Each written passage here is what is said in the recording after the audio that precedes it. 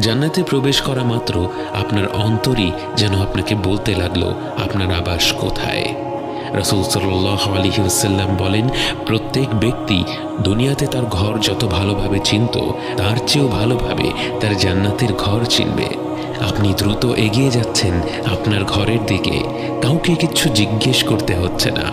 সেদিকে যেতে যেতে আশেপাশে যা দেখছেন, আপনার কান যা শুনছে, যা কিছু সুবাস নাকে আসছে, সব কিছুই আপনাকে অভিভূত করছে। অবশেষে আপনি পৌঁছে গেলেন আপনার ঘরে। আপনার অন্তর আপনাকে বলছে এটাই আপনার ঘর।